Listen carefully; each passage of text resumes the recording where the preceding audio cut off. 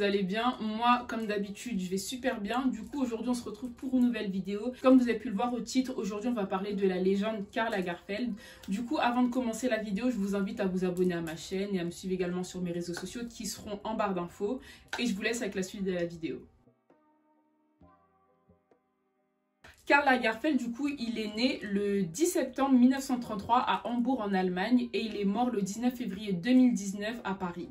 C'était un très grand couturier, mais à côté de ça, il était photographe, designer, styliste et éditeur. On sait très peu de choses sur sa vie privée parce qu'il en parlait rarement, il a toujours été très pudique par rapport à ça. On sait juste que son père, Otto Lagerfeld, c'était un industriel allemand quand même assez important et que sa mère, Elisabeth Bellmann, c'était la fille d'un homme politique allemand. Et on sait aussi qu'il a deux sœurs prénommées Thea et Martha Christine Lagerfeld.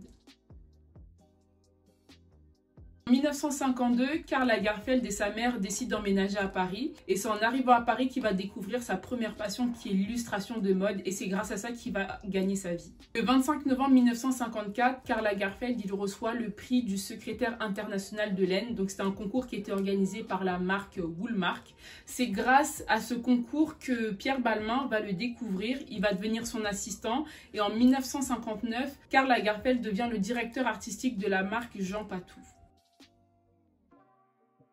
En 1964, Karl Lagerfeld intègre la maison Chloé, je pense que vous connaissez tous la marque. Et en arrivant dans la maison Chloé, en fait, il va développer la ligne de prêt-à-porter et également les accessoires de la maison. Et il faut savoir que quand il était à la tête de la maison, en fait, il a réussi à instaurer un luxe confortable, chic et bohème en rapport avec son époque, du coup, donc la fin des années 60 et les débuts des années 70. Il va rester chez Chloé, du coup, jusqu'en 1983 et entre 1992 et 1997, il va faire un bref retour. En 1965, Karl Lagerfeld il va intégrer la maison romaine Fendi, donc il va s'occuper principalement de la ligne de fourrure de la marque. Il faut savoir que c'est Karl Lagerfeld qui est à l'origine de la création des 2F. Les 2F, on les retrouve sur plusieurs créations, que ce soit des sacs ou même des manteaux, des fourrures, etc. Du coup, le premier F signifie fun et le deuxième F signifie furs. Et fur, je crois, ça veut dire fourrure si je dis pas de bêtises. Dans tous les cas, je mettrai la traduction en bas.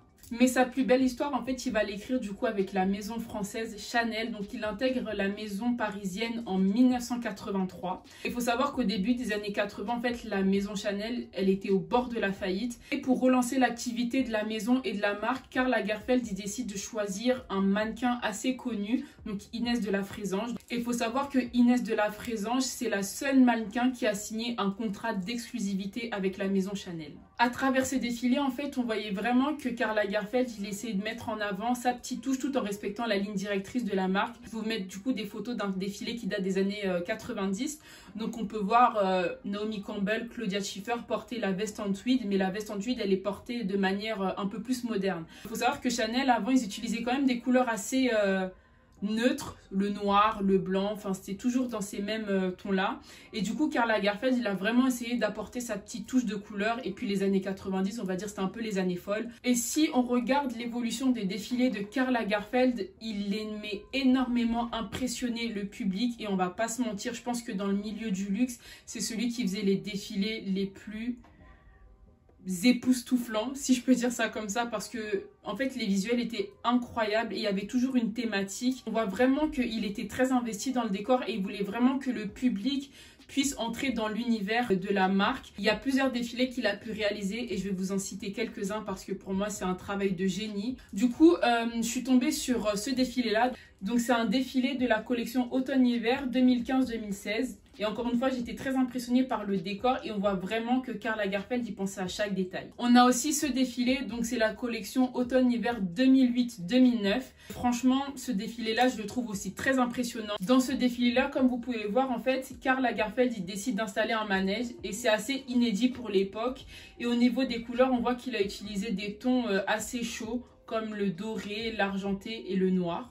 Karl Lagerfeld, il a toujours dit que Fendi c'était son identité italienne et que Chanel c'était son identité française. Tout au long de sa carrière, il a énormément voyagé, notamment entre New York et Rome.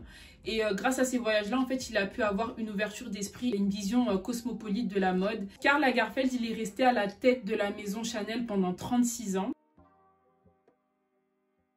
Après le décès de Karl Lagerfeld, c'est son bras droit, Virginie Viard, qui est arrivée à la tête de la maison française. Elle était le bras droit du couturier et ils se sont rencontrés en 1987 alors qu'elle était stagiaire dans la mode. Et depuis ce jour-là, en fait, ils se sont plus quittés. Par la suite, elle est devenue directrice des studios de la mode de la maison parisienne. Un petit rappel aussi que j'ai pas dit pendant la vidéo, c'est vrai que Karl Lagerfeld, il a été directeur artistique quand même de pas mal de marques. Jean Patou, Fendi, Chanel et Chloé. Et il faut savoir qu'il avait aussi créé sa marque, donc Karl Lagerfeld, en 1984. Pour les créations incontournables de Karl Lagerfeld, je pense qu'on peut déjà commencer par les 2 F qu'il a pu créer avec Fendi. Donc c'est quand même quelque chose qui est toujours d'actualité aujourd'hui. Après, j'ai plusieurs exemples. Donc on a Kate Moss qui a énormément défilé avec des créations de Karl Lagerfeld. On a Carla Bruni, aussi dans les années 90, qui a beaucoup défilé pour Karl Lagerfeld. On a aussi Claudia Schiffer, du coup, sur cette photo, qui porte une création printemps-été de l'année 1993.